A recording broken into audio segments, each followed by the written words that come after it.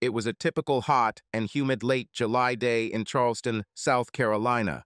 I enjoyed a pleasant lunch with my friend Lisa. I have known Lisa for over 20 years since we became teachers the same year. At first we were just colleagues, but about 10 years ago, we were brought together by a master's degree program in educational administration. That's when we became really close, helping each other cope with school, and now I consider Lisa my best friend, and I think she considers me hers. We were discussing our summer and vacations when she suddenly said, "You'll never guess who I ran into at the supermarket last week." God, Lisa, you know how much I hate these guessing games. I have absolutely no idea who you met, so just tell me, because I know you're dying to tell. Who did you meet last week? Well, I was turning the corner of the row, distracted by my shopping list, and collided with another cart. I raised my head to apologize and realized that I was looking at, who do you think? Your ex, Kevin. I looked twice to make sure, but it was him. And you know what? He looked amazing. He hasn't aged much in these, 15 years? When you were married, I only saw him a couple of times at Christmas parties and end-of-year picnics, and when we were in graduate school, you were long divorced, but I immediately recognized him with those sexy brown eyes and his killer smile. You probably didn't know it, but we all hated you back then. Well, at least the single girls did. We were terribly jealous of you every time you came to a party with him. Damn it, Allison. I can't believe you let a man like that get away. Well, it clearly wasn't my finest moment, and FYI, it's been 18 years since our divorce. Oh God, even talking about this makes me feel old. Anyway, I can't believe he's back after all these years. Perhaps he was just visiting his parents. They seem to still live here. No, it looks like he moved into town a few weeks ago. He said he has become the new managing partner of his law firm's office here in Charleston. He is currently renovating his parents' home on James Island. The house has become too much for them, he says, and they're moving to one of those retirement communities in Mount Pleasant, and Kevin is moving into their house on the river. Interesting. I haven't heard a word from him since he left for Chicago after our divorce. Even all our friends gradually lost contact with him, but the last time I heard from him was about 12 or 13 years ago, when someone showed me a photograph of him with his new wife. She seemed to be some kind of doctor. I don't remember much about her other than thinking how beautiful she was and how angry it made me that they looked so happy. I soon turned the conversation to something more pleasant and tried to put Kevin out of my mind. We finished lunch, and I returned to school to review the final lists of students and teachers for the upcoming school year, which starts next month.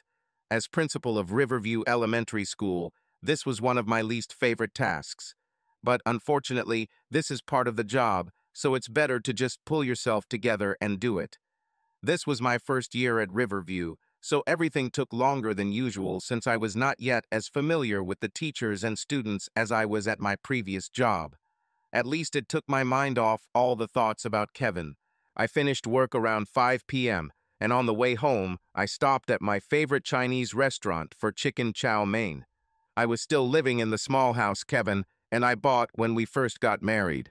During the divorce, he was so determined to leave town that the last thing he wanted was to be tied to a house in which we had so little equity. So he willingly left me the house in exchange for me not contesting the divorce. When I entered the house, I threw the keys on the countertop, took a bottle of wine from the refrigerator, and found the largest glass in the house. I already knew that this evening would be one of those when you need to drink a bottle of wine, not a glass. I poured myself some wine and settled down in front of the TV with dinner, trying to distract myself with some mindless show on the Travel Channel. But my thoughts kept returning to Kevin, and that time in our lives when everything seemed perfect and then ended up being destroyed in just a few short months. I couldn't help but feel very responsible for everything that happened then. I was young and immature in some ways, and so was he. But this is not an excuse for my actions. We both made very bad choices, and unfortunately, this turned out to be an insurmountable obstacle for us. Now, after so many years, he has returned to the city, and sooner or later, I will run into him somewhere. I can only imagine how awkward it will be to meet his new wife. Even then, I felt like I wasn't good enough, just looking at their photo and seeing how beautiful she was and hearing that she was a doctor. I also have a doctorate, but somehow it's not quite the same as a medical doctor. What will I say if I meet them? As the TV hummed in the background, my thoughts went back to the time we first met. I met Kevin Middleton at freshman orientation, the summer before we started college. He was this outgoing, tall, handsome baseball player, and I was a pretty girl, if I may say so myself, very shy and maybe a little tomboyish. But somehow we hit it off that weekend and became very close friends. Nothing more happened between us until our third year, when we realized that we were starting to develop feelings for each other. Even then, it was several months before we went on a real date, and then 4 more dates before we got intimate. We were such good friends that I think we were both afraid of messing it up until we were convinced that we had more than just friendship. When we started dating, Kevin was a true gentleman and took his time, never pressuring me to speed up more than I was ready for. In fact, I was even a little offended at first that he didn't try to do something to me. After all, I'd been his friend since we moved to campus, and I'd seen him take girls he just met home from the bar. Kevin was the quintessential campus hero. He was an athlete, he was handsome, and he was extremely smart, so it wasn't difficult to find girls willing to sleep with him. I, on the other hand, was very shy and completely inexperienced when we first made love. At that time, I had sex with only one other guy, my partner. I took another sip of wine and closed my eyes, remembering the first time we made love. We've been getting to this point for weeks. That Friday night, we went out to dinner and then went to a club to dance. Things got pretty hot on the dance floor. That's about when he kissed me and asked, "How about we go to my apartment?" I didn't say a word, I just grabbed his hand and pulled him towards the door. The 3 blocks from the club to his apartment seemed like miles as we hurried down the street, holding hands. I was very nervous about what we were about to do, but I just knew that I needed him to make love to me right now. I have never been so sure of anything in my entire life. When we got to his apartment, he quickly unlocked the door and ushered me inside before closing the door and locking it behind us. "Listen, Allison, I've been wanting to do this for weeks, but I don't want to do anything you're not ready for. So if at any point you want to stop, just tell me. I want you so bad it hurts, but I'm willing to wait if you're not ready."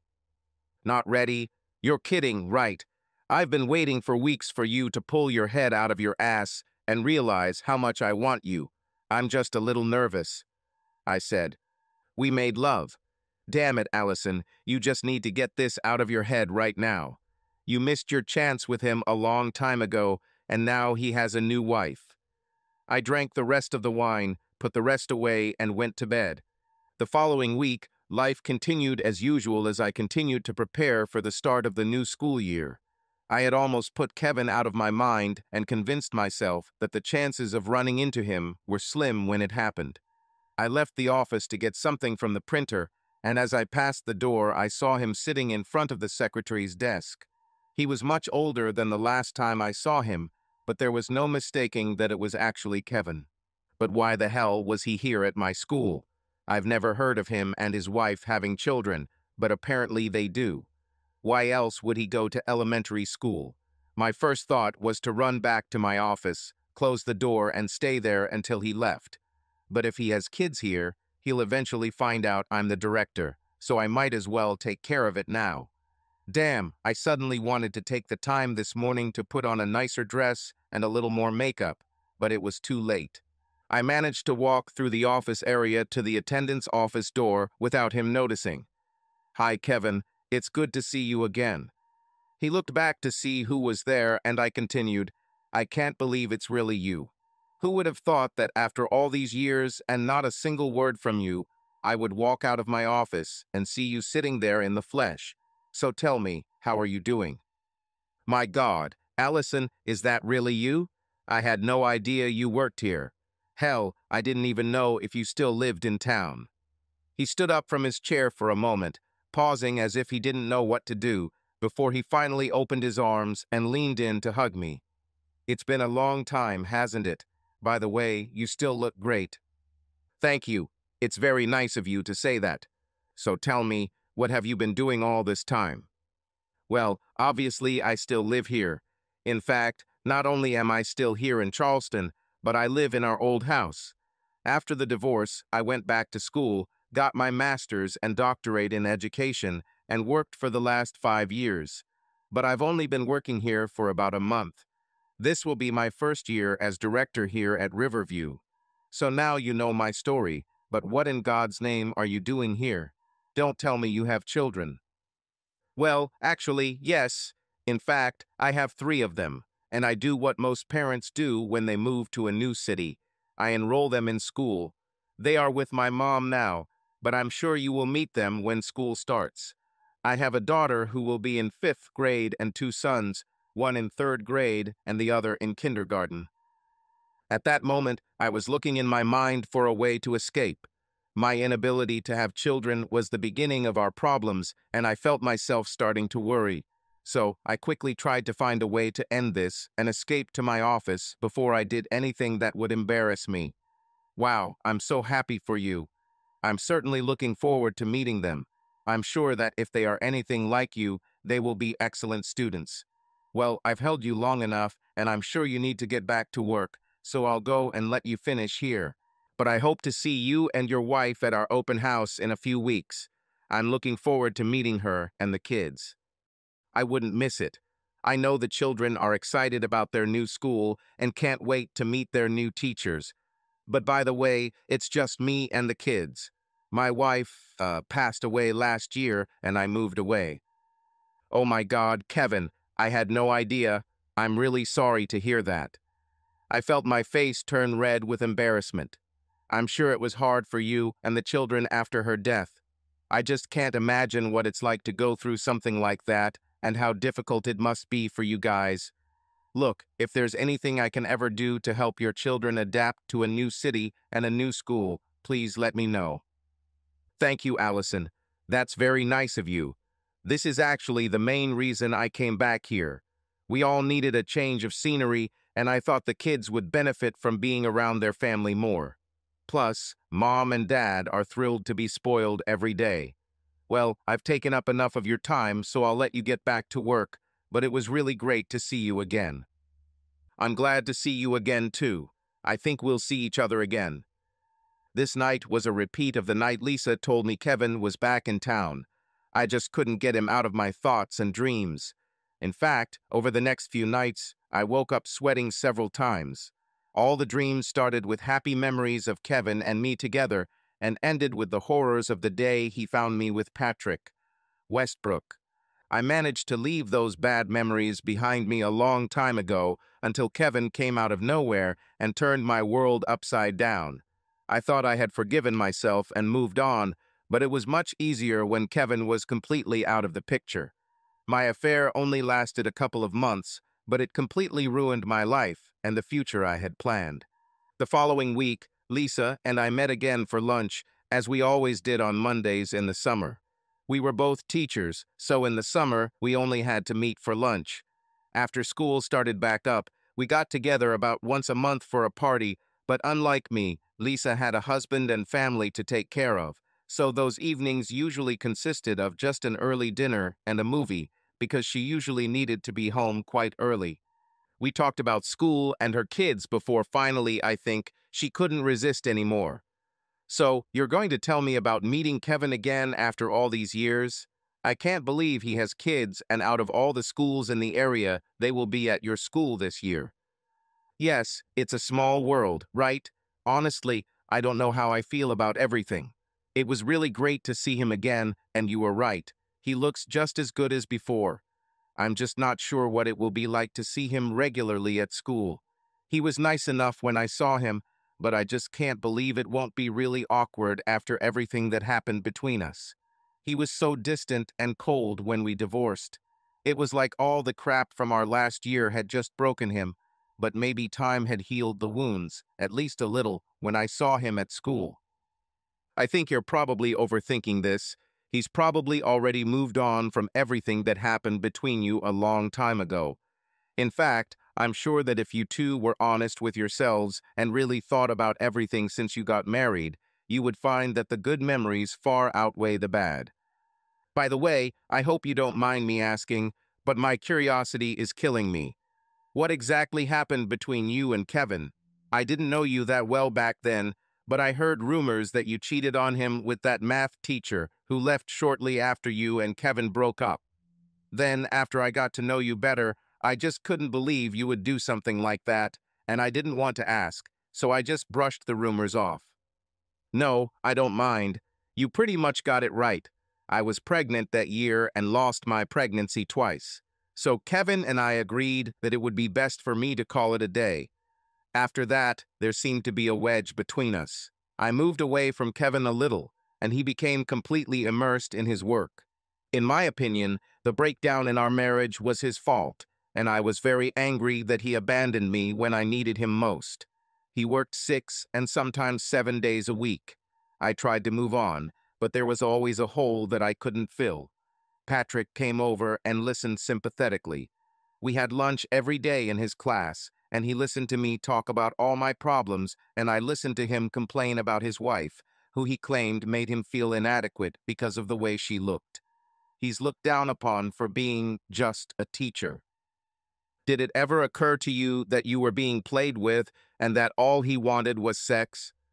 Now, I know he was just using me, but at the time I was so hungry for attention that I was willing to do whatever it took to get it. He took advantage of my mental state and acted as if he was interested in all my problems. He pretended to be a neglected spouse like me to make me feel connected to him, and then he made me feel a closeness with him that I didn't feel with Kevin at the time. I should have seen this coming, but I was too caught up in self-pity to see what he was doing. He convinced me to go to this local park every Wednesday after school so we could just walk and talk in more privacy, and I fell for the whole idea. Shortly after we started meeting in the park, he kissed me one day. It soon got to the point where we had sex a couple of times before it all ended the day Kevin caught us. It wasn't even good sex, it was just nice to feel close to someone again. So here it is. Now you know the whole dirty story. Wow, Allison, I never knew the rumors were true. I just always thought it was just a coincidence that he left school shortly before your divorce. You know how we teachers love to use our imaginations. So, now that you've confirmed it, I'm really curious. Should you tell me how exactly Kevin managed to catch you? Asked Lisa. Well, Kevin and I weren't talking much at the time, so I had no idea that he and his friend Logan regularly stopped after work to run in that very park. The universe just lined up perfectly so that on that particular day, we were both there at the same time. Kevin recognized mine car, as well as a car he didn't recognize parked in one of the outlying parking lots. He then ran past on one of the trails and went over to check it out. Just like the last few times we met in the park, Patrick and I were in the back seat. We've already kissed. The back door of the car swung open, and I felt Patrick being pulled out of the car. Kevin hit him. I panicked and tried to pull my shorts back on when Kevin slammed the door, climbed into the front seat, started the car, and drove off. He drove to the parking lot where his car was on the other side of the park, collected Patrick's clothes, his wallet and keys, and threw it all into his car before driving away. To make things worse, he also took my car keys, leaving me in the park with no way to leave. Thank God he left me my mobile phone, otherwise I don't know what I would have done. When I finally got home, he had already packed his things and left. I tried to call him, but he didn't answer his cell phone or in the office. Almost a week passed before I saw him, and he made it clear to me that he had no intention of reconciling. Damn it, this is just a crazy story. Why have I never heard of this before? Asked Lisa. As if it wasn't obvious, it's not something I want to share with everyone. Kevin offered to not file for divorce on grounds of adultery if I agreed not to contest it.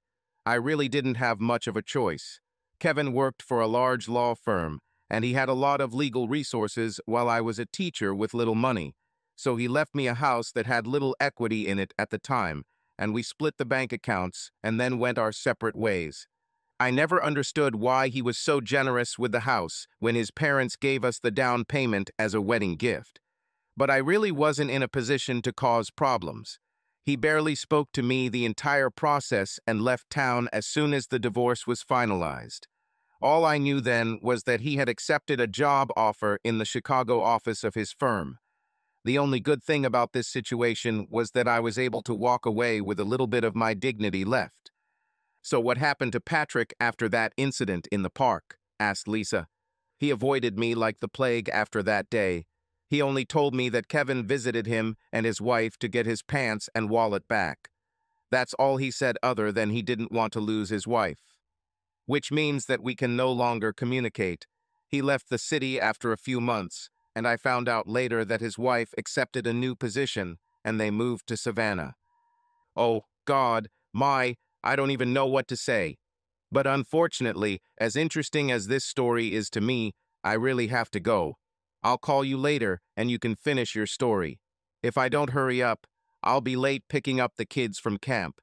But I expect you to keep me updated on this whole situation.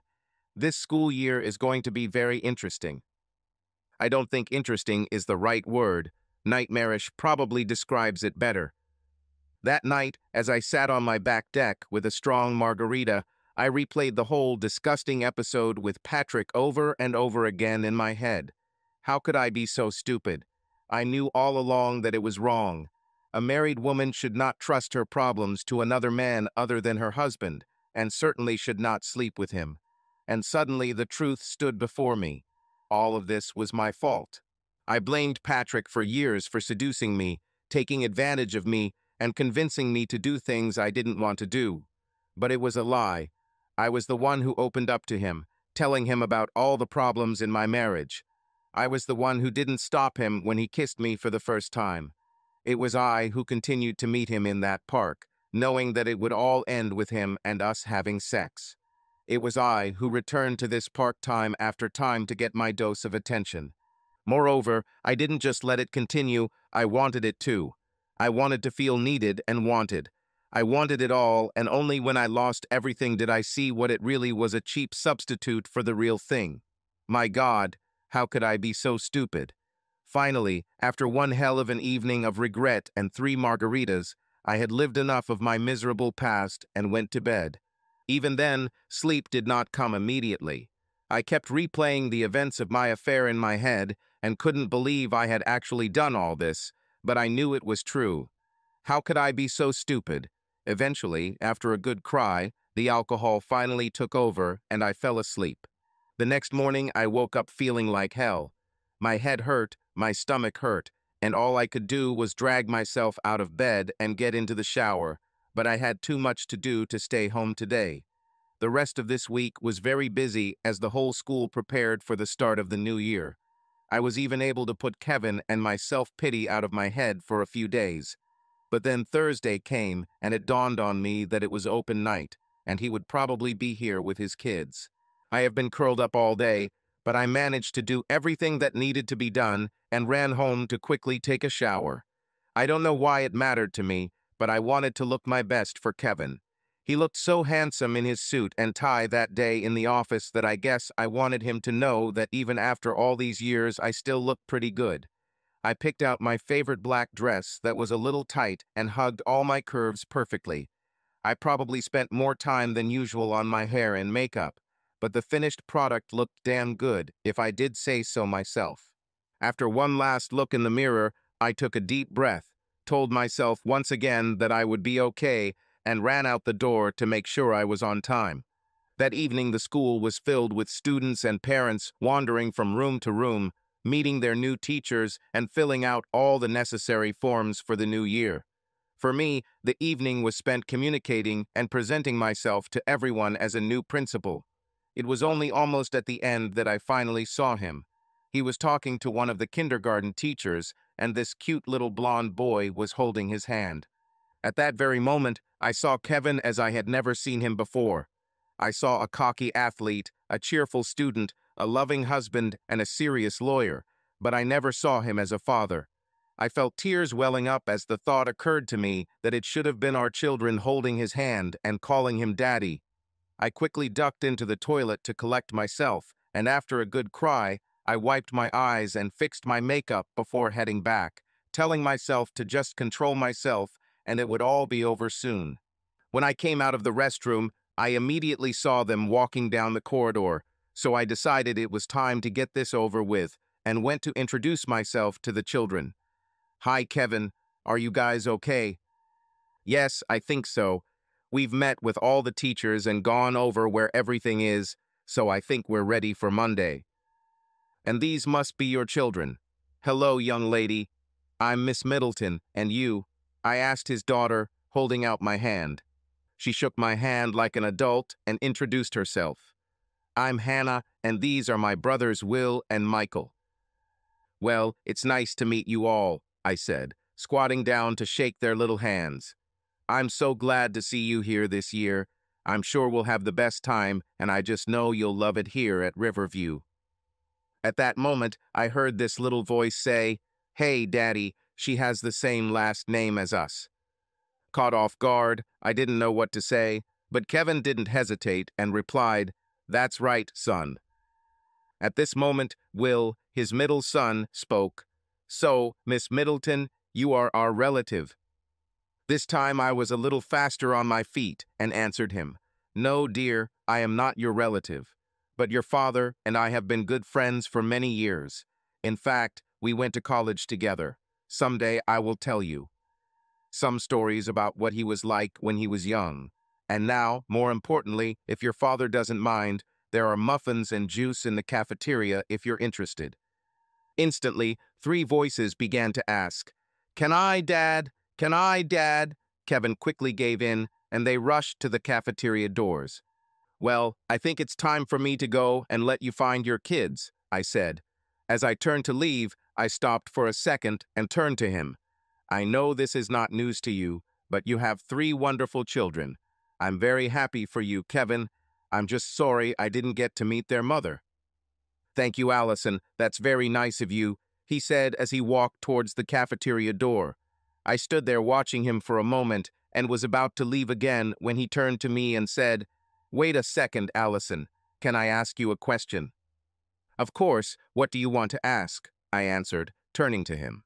He looked around nervously for several seconds before finally speaking. "Okay, let's get started. First of all, it was really nice to see you again. I'll admit it's a little awkward, but it's still nice. So, I've been thinking a lot this week about us and how things ended between us. And damn, Allison, I haven't been able to get you out of my head since I saw you here a few weeks ago. If it's starting to bother you, just tell me and I'll stop. But seeing you has awakened my feelings. I have a lot of old feelings, and I can't shake the feeling that there are still some unresolved emotional issues between us that we need to close. Hell, we never even seriously discussed this, and I take the blame for that. So, I'm just going to lay all my cards on the table. Meeting you again has given me feelings that I haven't felt in a long time. I know this may sound crazy, but the question I really want to ask you is, would you like to come with me on a real date? But before I can do that, I have to tell you something about our divorce, things I don't think you know that I should have told you years ago. And then, if you don't mind, I want to ask you out.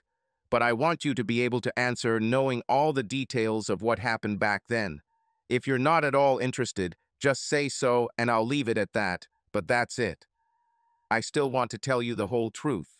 So I guess the question I want to ask you tonight is, can we meet soon so I can tell you the things I think you deserve to know? Wow, I don't know what to say. Honestly, that's the last thing I expected to hear from you. Ever since we met that day in the office, I've been thinking about you, about us, constantly. To be honest, I even dreamed about us. I've replayed everything that happened in my head 1,000 times, and I have to admit, I'm definitely intrigued by the idea of a possible date with you. But you're scaring me a little with this secret you want to tell me. I guess I'm saying, yeah, I'd like to meet to talk about your big secret, and then we'll decide about a date. Okay then, that sounds like a plan. I don't know what else to say since I wasn't sure how you would react. So, are you free this weekend so we can talk? I think I can arrange it, Mr. Middleton. How about Saturday? Sounds great, Allison. The kids are going camping with my brother's family for the weekend, so how about I pick you up around 9 o'clock and we can talk over breakfast? 9 o'clock suits me. Now I'll be looking forward to it since you've intrigued me. I'd give you the address, but I hope you still remember the way to our old house. See you then. On Friday, I was doing some final preparations before the school year started on Monday, but Friday night was a different story. Time dragged on forever as I ran through every possible scenario in my head about what Kevin might tell me. It could be anything. I saw him around town with that redhead from his office shortly after we broke up. Maybe he wanted to tell me that he started dating her before our divorce was finalized. Or maybe he wanted to tell me about meeting Patrick and his wife. I never knew the full story of what happened when Kevin got his things back. Who knows, maybe he just wants to tell me that he had already decided to divorce me before he found out about my affair. Finally, after drinking too much wine, I fell asleep on the couch, and the next thing I knew was looking at my phone in horror and realizing it was already 8:30. Crap, he'll be here in 30 minutes, and I'm still wearing the same clothes I wore to work yesterday. I quickly showered and got dressed, barely having time to finish my makeup when I heard the doorbell ring. After one last look in the mirror to make sure everything was in place, I opened the door. "Good morning, sunshine," he said as I opened the door. "I haven't decided if it's good or not yet. As you can see, I'm still not a very morning person. I think you remember that and use it to your advantage to reveal your big secret while I'm still not fully awake," she joked. I grabbed my purse and closed the door behind me as we walked down the sidewalk to his car. Ever since he showed up at the school office, I couldn't get it out of my head that almost everything that had happened in his life since our divorce had made me a little jealous. I found myself divorced, unable to have children, and left alone except for a few close friends and a few romantic relationships that never lasted more than 6 months. Meanwhile, Kevin had remarried a wonderful woman, had 3 wonderful children, a successful career, and now, as we walked towards my house, my feelings only intensified when I saw that he had come to pick me up in a Mercedes SL 550 Roadster convertible. I was already angry with him, and he had not yet told me his big secret. I got to marry poor young lawyer Kevin, and his second wife got rich, successful lawyer Kevin.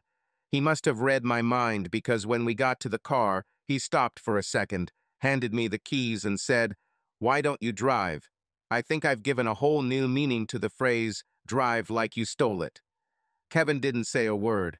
He just sat back and enjoyed the ride while I took out my nerves by revving up his powerful little toy. When we sat down in the restaurant, we ordered, and I told him about what had happened in my life for the last 18 years, which didn't take long, and he told me all about his wife and children. The conversation was light and friendly, but I noticed that he was nervous. Finally, after the food arrived, he plucked up the courage to tell me why we were sitting here. Putting down his fork, he shifted a little in his chair and began, "I'm not quite sure how to tell you all this, so I'll just start from the beginning, and you can stop me if anything is unclear. I think this is the best place to start right after your second pregnancy loss. When we found out that we couldn't have children, I felt like my world was destroyed. All the dreams and plans for our life could not come true. I think we were both in the same state, but neither of us was mature enough to handle it properly, and we both withdrew into ourselves and withdrew from the world." After pausing to collect his thoughts, he continued, "You were distant and depressed, and nothing I tried was helping. You had lost all interest in sex, and it seemed like you had lost interest in me. I was angry. I was angry at you because somehow, in my mind, I made it your fault that we could never have children. Now I understand that I was wrong, but at the time I was angry about everything. I was angry that you didn't want to talk to me about it. I felt like I couldn't talk to you because all you seemed to do was sit on the couch and cry when you were at home. Please, understand, I'm not saying that this was true about you. I'm just saying that it was my feelings at the time." "I understand all that," I replied. "I think we were both suffering at the time, and we were so young. We had never faced anything so terrible and dealt with it the best we could under the circumstances. Unfortunately, we made huge mistakes, and before we knew it, it all worked out of control. I really grew apart from you, but I felt like you grew away from me too. I only wish we could have talked about this 18 years ago. I agree, but keep that in mind while I tell you the rest, because it's going to get worse. The short version is what you know. I caught you in your car with that Patrick guy. I packed up and left, and we got divorced. What you don't know is that while you were cheating with Patrick, I was also cheating on you with Casey Graham from my office. I suffered so much that I just wanted to leave and move on, and when I found out about you and Patrick, I used this to force you to agree to the divorce without resisting. Oh my God, Kevin, a lot of things are falling into place now. This is why you never wanted to go to counseling or even consider reconciliation. I felt anger building inside me and asked him, "So tell me, Kevin, how long did this affair of yours last before you found out about Patrick?" Well, it depends on when you think it started. A few weeks after your procedure at the hospital, we were working on that big case that was taking up so much of my time. You and I were having some serious problems back then, and Casey seemed to be interested in my problems and ready to listen. At first, it was just communication, and it was so nice that I could talk to someone. I know that I should have talked to you and not to her, and then nothing would have happened. But I didn't. I kept talking to her, and before I knew what was happening, things got out of control. It all started with a kiss after we went out for drinks a few weeks after a long day of evidence. I felt guilty, and I know I should have stopped then, but I didn't. Then, a few weeks later, we slept in her apartment. This happened about 3 weeks before I caught you with Patrick. During this period, I was with her 5 or 6 times, and after we broke up, we continued to see each other for about 2 months. Okay, I need some time, Kevin. I had no idea that any of this was happening. I think I was so caught up in self-pity that I didn't notice what you were doing back then. I'm not sure at this stage if I'm enjoying myself. Am I that I finally found out the truth, or am I angry that you waited so long to tell me and let me spend 18 years blaming only myself? What you did to Casey is almost identical to that. Happened between me and Patrick, but apparently you were much more skillful than me because I was caught and you weren't. My God, how could I be so stupid? You weren't stupid, Allison. You were just going through life in an emotional fog, just trying to survive. Plus, it wasn't just luck that I caught you in that park. Patrick's wife contacted me a week or so before to say that he suspected he was having an affair with you, but couldn't prove it. So I brought in one of our investigators, and he followed you several times after work and told me that you go to the park with Patrick after work every Wednesday. The day I caught you, I was there before you and was watching everything, hiding behind a tree. When I realized that you were going to have sex with him, I rushed to the car and tore it all apart. At this point, my head was spinning, trying to reconcile what I remembered about that time with what I now heard. So tell me, Kevin, have you thought in all these years that I deserve to know the truth about my life? Because from my point of view, it seems like the only reason I'm learning the truth now is because you want something from me, and you were afraid that it could turn into a disaster if I found out later from someone else. To be completely honest, these thoughts crossed my mind throughout the years, but I always justified myself that it was better not to open these wounds. Hell, I was so confused in the early years that I was unable to think about anyone except myself. All I did at that time was work and move from one woman to another, trying to feel whole again. It was only when I met Suzanne that everything began to come into order in my head. She didn't even want to marry me to get married until we went through some pretty extensive premarital counseling. It was this counseling that helped me deal with what happened between us and taught me to be responsible in a relationship and solve problems correctly. In fact, Suzanne was very insistent that I contact you and tell you all this then. She tried to explain to me that you deserved to know the truth. But I was ashamed of what I did, and I justified my silence by convincing myself that it was unfair to ruin your life just to ease my conscience. He paused again, apparently to see if I wanted to say anything, but I was still trying to process what I was hearing, so he continued, "So if I haven't been very clear, I want you to know that I am very sorry about my affair and my role in the destruction of our marriage. I also regret that I did not confess to you many years ago. It was not fair to you, and I know that it is not much, but it is all I can. To say for now is forgive me. I think I need time to think about all this. I can't think straight, and I'm afraid I'll say or do something I'll regret if I don't figure this out before we continue our conversation. If you don't mind, I really need to go home. I understand. Look, I understand that after all of this, you may not want to talk to me anymore, and if that's the case, I respect your decision. But I want you to know that I never stopped loving you, even when I was married to Suzanne. I don't know how to describe it, but I really loved you both equally. I realized that you were special back in freshman orientation, and I was very lucky to have you as my friend by the time we started dating. I knew you were the one I wanted to spend the rest of my life with, but I wasn't sure if you felt the same. I wish I could go back in time and do things differently, but I can't. All I can do is try to learn from my mistakes and not make them again.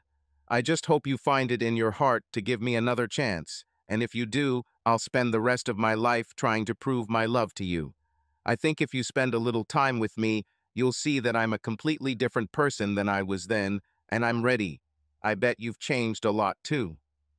There was nothing more to say, so he paid the bill and took me home. We drove in silence until he parked in front of my house. We got out of the car, and he walked me to the door. So what do we do next? I'm not sure yet.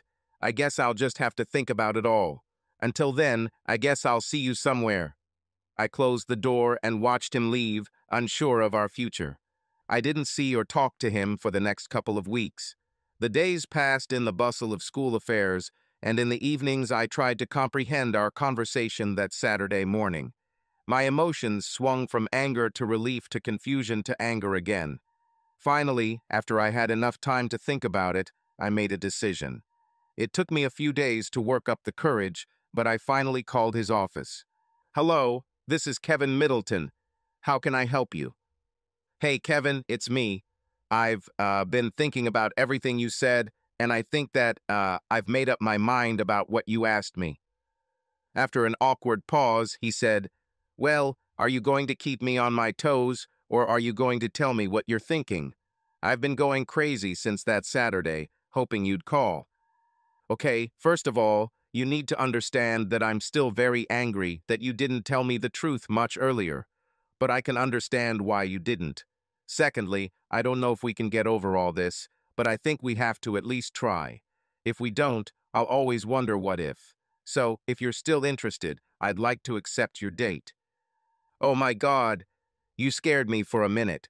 I can assure you that I'm definitely still interested. So, Miss Middleton, are you free for dinner this Saturday?" "Yes, Mr. Middleton, I think I'm free on Saturday." "Great, I'll pick you up at 6. Wear something casual." Right before we were about to hang up, I said, "Wait a minute, Kevin, there's something else I have to say. I have to apologize for my affair too. I tried to make excuses for it, to find reasons, to blame Patrick or you. But recently I realized that it was completely my fault, so I'm sorry that I cheated on you. I'm sorry that I lied to you, and I'm sorry that I hurt you." "Well, maybe we both have some work to do on forgiveness. Sorry to have to run, but I have things to do. See you Saturday. Bye."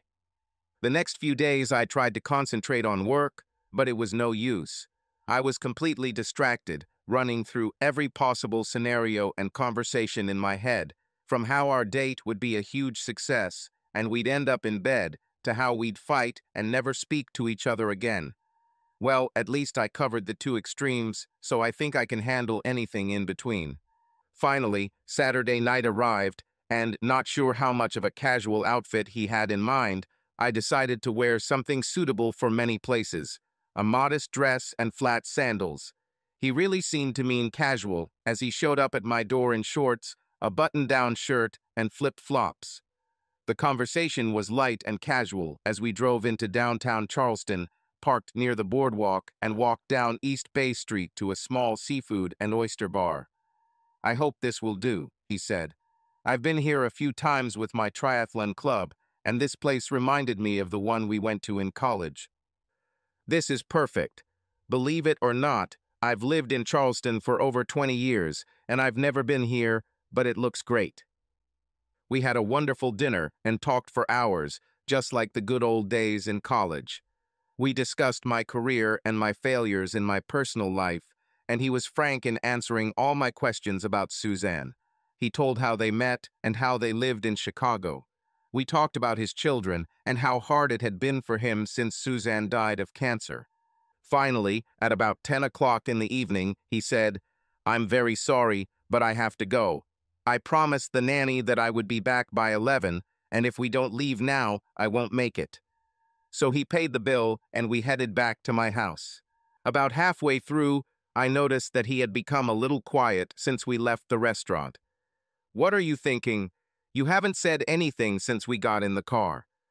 "Nothing bad, but there's something I feel like I should tell you before we go any further, and I was just trying to figure out how to say it. So, since you asked, here's the answer. Tonight I had an amazing time, and I hope you do too. There's really nothing I'd love to do more than do it again very soon. But if you're interested in taking this further, I have a couple of requests. First, my kids don't need to know anything about us right now. If things get serious, I'll of course sit down with them and tell them everything, but this is what they need to hear from me. So I need you to promise me that you won't mention our meetings until I'm ready to talk to them. Moreover, and this is a difficult topic for me, I want you to understand that I am not yet ready for a physical relationship with anyone. Since I met Suzanne, she has been the only woman I have been intimate with. We've been faithful to each other for 15 years, and I need a little more time before I'm ready to reveal this part of myself to someone else. So please be patient with me. We drove in silence for several minutes until I was sure he had finished before I answered him. "Okay, that wasn't that bad, right? Let me think. Where do I start? Okay, let's start with the fact that I had a great time tonight, and I'd really like to go out with you again. Actually, I will find you and hurt you badly if you don't call me soon for the next date. As for your children, I would never tell them about us until you were ready to tell them. You are absolutely right to protect them after everything they have been through since their mother died, so we are completely on the same page on this matter. Now, regarding the lack of physical intimacy, do you remember that we had the same agreement when we started dating, what was it, 25 years ago, right? Then everything worked out on its own, and I'm sure that things will work out on their own now. In fact, I think it says a lot about your relationship with Suzanne that you are still so respectful of your marriage even a year after her death, and in some ways touching. So let's just play with it, and I think we'll both understand when the time comes." His only response was, "Thank you," before he reached out his hand and took mine, holding it in his until we pulled up to my house.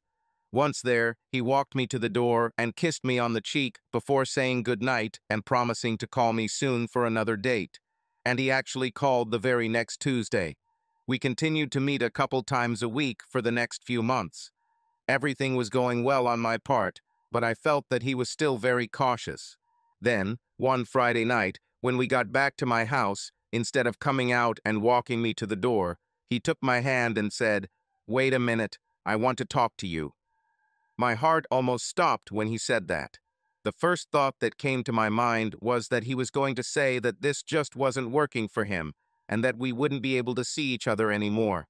After an eternity, he finally spoke again. "I was wondering if you could come over to my house tomorrow afternoon. I was thinking about grilling hot dogs and hamburgers for the kids, and then maybe, talking to them about us." Before I could answer, I felt tears streaming down my face. "There's nothing in the world that could make me happier. But are you sure you're ready? Because in case you haven't noticed, I love you, Kevin Middleton, and I'll wait as long as it takes for you to be 100% sure." Well, I think you've been patient enough, and it's time for the kids, my family, and the world to know how much I love you. Before he could finish speaking, I leaned towards him through the console of his car, took his face in my hands and kissed him, continuing to hold him close as the tears continued to fall. When I pulled away, he said, "Wow, I hope you're as excited about my next question."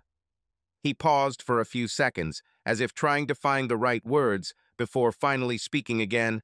I was also wondering if you would mind going on a little trip with me next weekend during your fall break.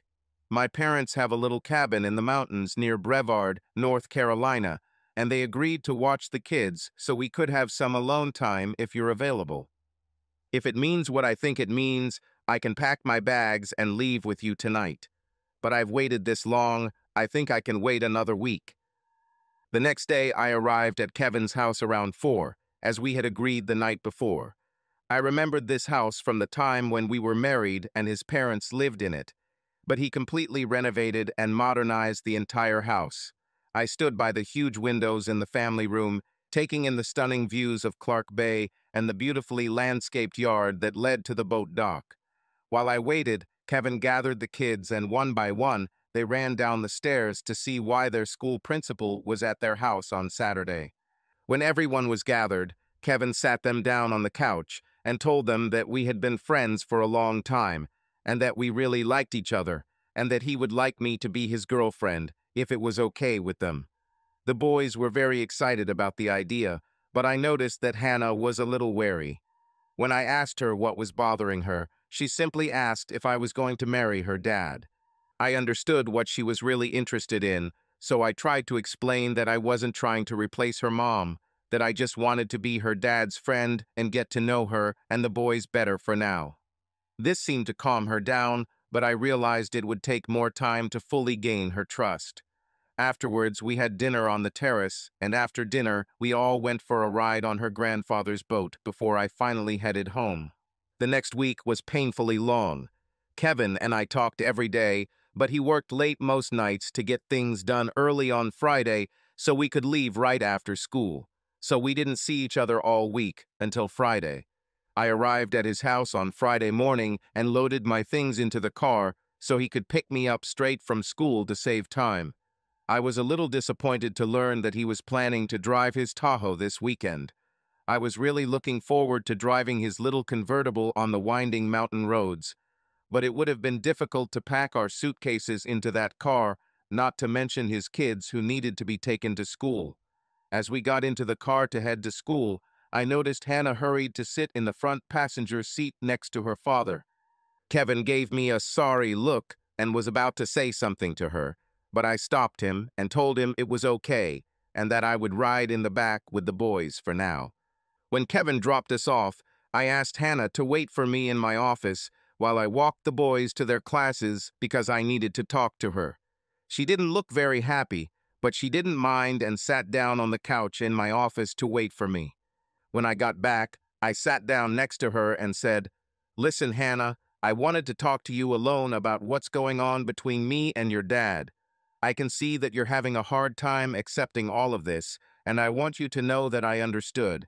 I know how hard it is to see your dad with someone other than your mom, and I want you to know that I'm not trying to replace your mom. From everything your dad told me, your mom was a very special woman who loved him, you, and your brothers very much. No matter what happens between me and your dad, it's important that you understand that he will never forget your mom, and neither should you. I hope that you will always remember the special moments that you had with her and the special moments that you had as a family. I would never want to take that away from you. So maybe you and I will just become friends, nothing more. Can we do this?" "Yes, ma'am. I think I can do it. I just really miss her sometimes, and I'm afraid that eventually we'll all just forget about her." "Well, honey, I can promise you that you will never forget about her, and neither will your dad.